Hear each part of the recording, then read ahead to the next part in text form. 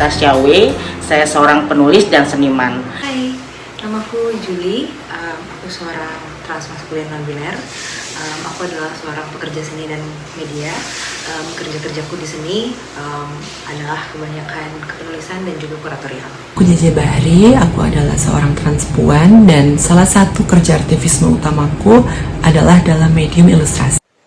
Halo, aku Dian, biasa dipanggil Di. Aku seorang penulis puisi dan mempraktekkan blackout poetry. Namaku Edith, pronounku they them. Sehari-hari aku nulis sebagai konselor dan juga pekerja komunitas. Saya Rainbow, saya adalah seorang konten kreator, biasanya ilustrator maupun video. Saya adalah seorang gender queer.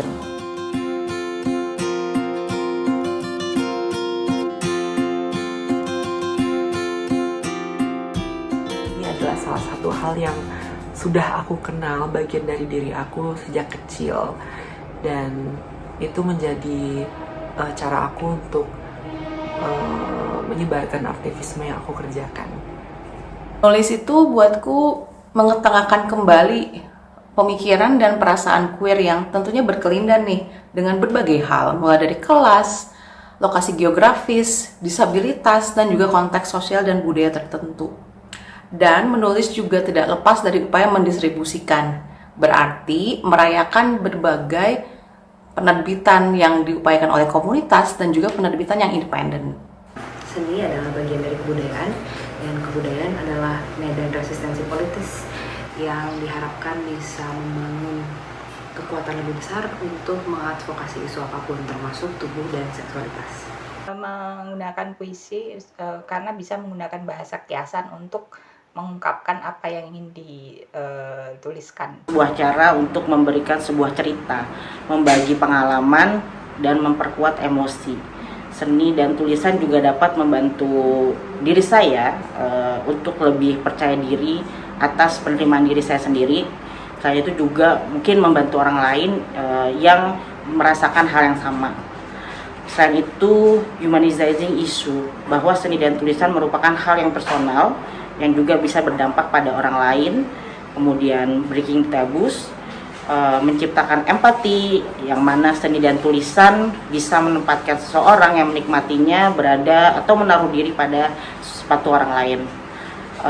Tentu saja raising awareness, dan yang terakhir sebagai medium kolaborasi bersama orang-orang yang memperjuangkan isu yang sama berkaitan dengan bodily and sexual rights. Saya adalah bagian dari komunitas queer. Yang kedua, saya sangat menyukai seni, terutama seni visual. Menurut saya, seni juga lebih mudah mengantarkan pesan-pesan ke teman-teman yang lain ataupun ke orang lain, lebih menyentuh gitu.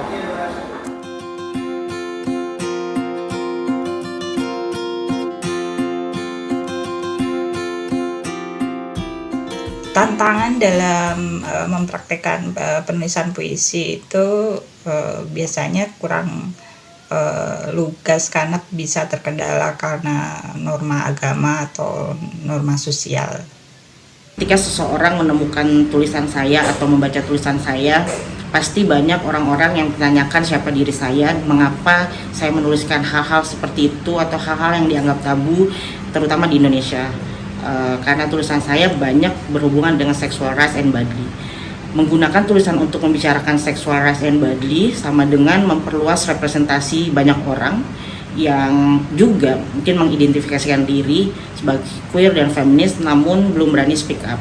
Selain itu, ketika saya menulis tentang sexual rights and body, itu sama dengan saya mempresentasikan diri saya. Saya berani untuk speak up, menuliskan hal-hal seperti itu. Selain itu juga pasti adanya kritik yang tidak bisa dipungkiri bahwa itu akan muncul karena sudah pasti banyak orang yang tidak menghargai atau menganggap tulisan ini sangat tidak pantas untuk ada di Indonesia. Selain itu tentu saja berdampak pada keadaan emosional saya. Keamanan ya, aku merasa keamananku sebagai feminist queer artist untuk menyebarkan aktivismeku agak terbatas karena ada isu-isu keamanan yang berkaitan dengan identitas seksual juga. Kuasa industri penerbitan juga industri media arus utama yang tentunya masih punya otoritas untuk menentukan mana sih teks yang boleh masuk dan teks yang tidak boleh masuk. Akses untuk resource dan juga network untuk membangun praktik-praktik seni yang lebih luas untuk mengadvokasi isu ini.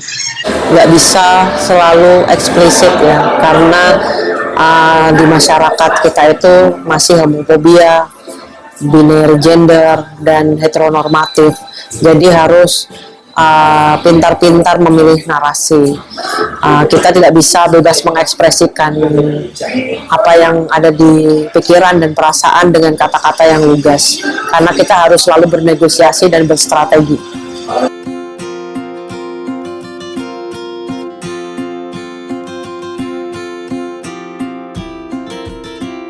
Semoga semakin kuat solidaritas untuk merawat lingkar dukungan bagi para penulis queer dan non-biner, baik itu dalam melakukan penulisan maupun juga pembacaan kritis terhadap berbagai teks, entah itu teks budaya, teks sejarah, teks media, dan juga berkaitan dengan sastra dan literasi.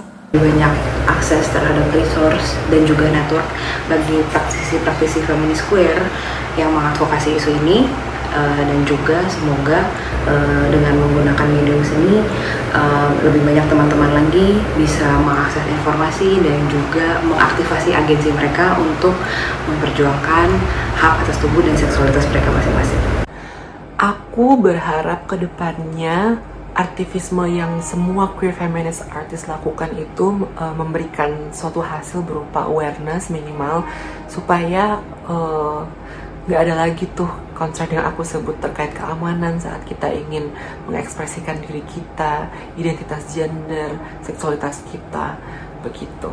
Zaman ekspresi dan seksualitas dapat lebih diterima di masyarakat, sehingga hak-hak komunitas queer dapat segera terpenuhi dan bebas dari kekerasan dan diskriminasi, terutama untuk pekerja seni yang mengidentifikasikan sebagai queer. Semoga selalu sejahtera dan kerja kerasnya dihargai dengan sepantasnya. Banyak ruang-ruang yang lebih luas lagi untuk mengekspresikan karya-karya kami. Ingin meningkatkan kesadaran dan membawa isu sexual rights and bodily menjadi pembicaraan publik tanpa harus malu.